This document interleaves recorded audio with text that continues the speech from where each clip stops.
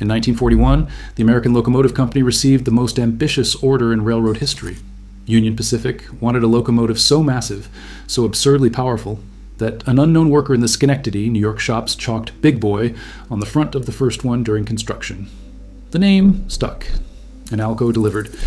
25 of these 4884 monsters rolled out of the Schenectady works between 1941 and 1944, each one weighing over 1 million pounds and stretching more than 130 feet from pilot to tender.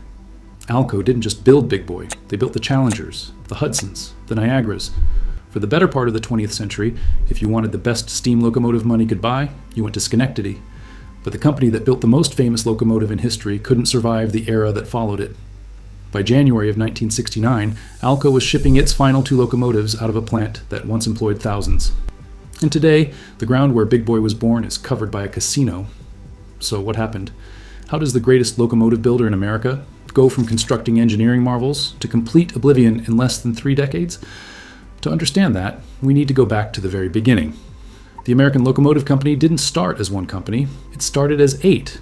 In 1901, a New York financier named Pliny Fisk orchestrated the merger of 7 smaller locomotive manufacturers with the Schenectady Locomotive Engine Manufactory, a shop founded in 1848. The idea was simple. Baldwin Locomotive Works in Philadelphia controlled about 40% of the American locomotive market, and nobody else could compete with them alone. Combine 8 builders into one, pool the talent, consolidate the facilities, and suddenly you've got a real challenger. The new company headquartered itself in Schenectady and got to work. They closed most of the smaller plants over time, keeping the main Schenectady works and later adding the Montreal Locomotive Works as a Canadian subsidiary. By the early 1900s, ALCO was the number 2 locomotive builder in the country, and their reputation was growing fast. And here's a fun footnote. ALCO briefly tried making cars.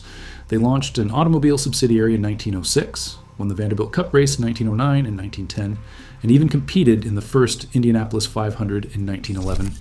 The venture flopped, but one of their plant managers was a guy named Walter Chrysler. He left ALCO for Buick in 1911 and went on to found the Chrysler Corporation. So there's that.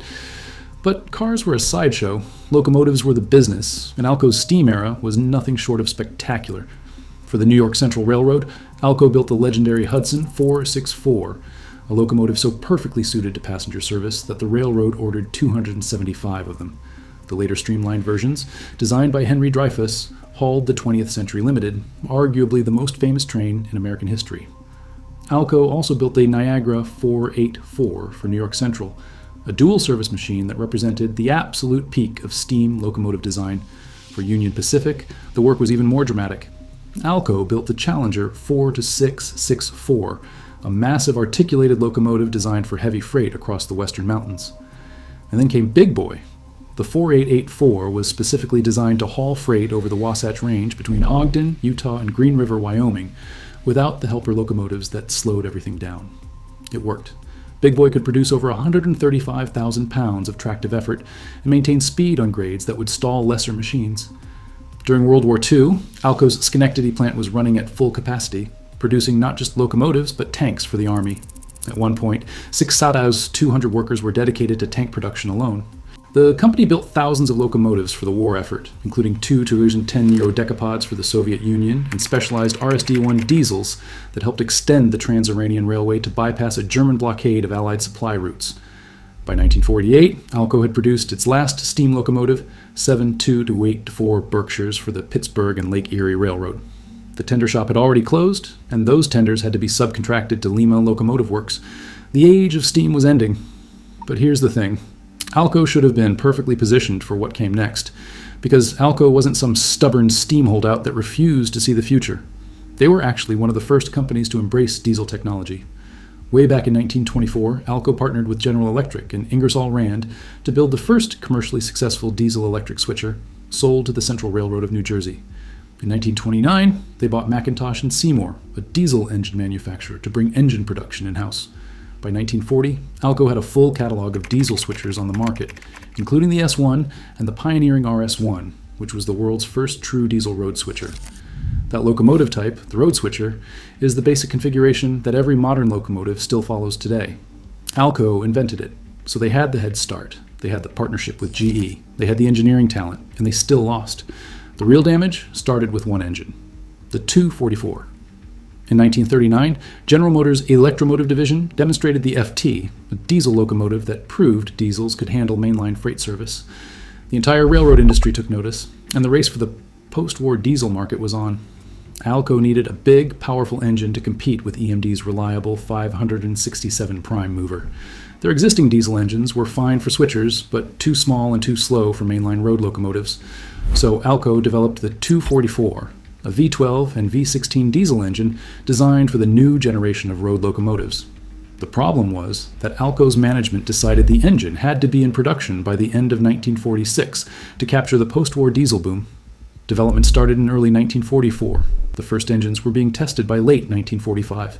And by 1946, ALCO was shipping brand new PA passenger locomotives and FA freight locomotives powered by 244 engines that had barely been tested. The results were disastrous. The 244 suffered from crankshaft failures, turbocharger problems, and chronic unreliability in mainline service.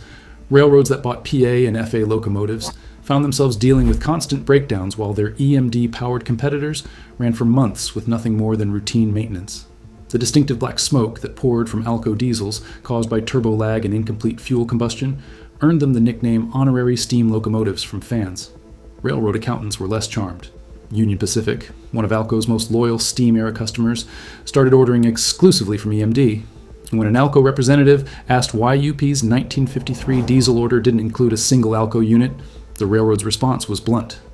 The only ALCO locomotives performing satisfactorily were the yard switchers, and only because they weren't being subjected to desert heat.